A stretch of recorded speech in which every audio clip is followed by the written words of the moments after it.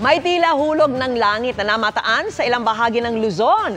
Isang bola ng apoy na ayon sa Pag-asa ay isang napadaang asteroid. Nakatutok si Joseph Moro.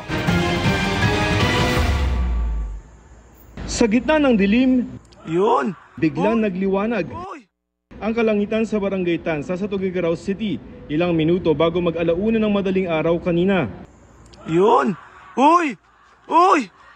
Nice!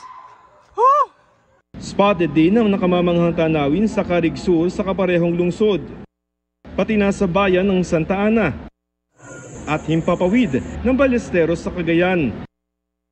Ang animoy bolang apoy na yan na bumaba mula sa kalangitan kinumpirma ng Pag-asa bilang asteroid na tinatawag na 2024 R-W1. Ilang oras lamang daw ang pagitan mula nang ma-detect ang asteroid at mismong pagpasok nito sa ating atmosphere.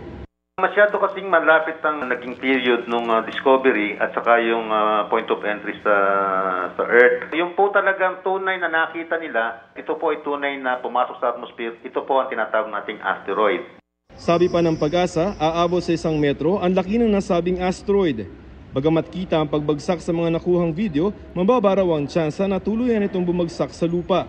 Ang karakteristik po nito ay explosion din in the high atmosphere. Ibig to sabihin, ang isa pong ganyang asteroid ay sa taas lamang po yan, ay dahil pumapasok po sa atmosphere natin, ay nasusunog na. And so kapag ka po sa sobrang fusion, ay bigla po itong sasabog. Karamihan po dito ay halos hindi na po bumabagsak dito sa ating sa kalupaan sapagkat doon pa lang po nadudurog na, especially po pag ganyang maliit. Ito pa lamang ang ika-9 na beses sa kasaysayan na nadiskubre ang isang asteroid bago ito tuluyang pumasok sa atmosphere ng ating mundo. Para sa mga gusto rin makasaksi ng ganitong pambihirang pagkakataon, may kasunod pa kaya yan?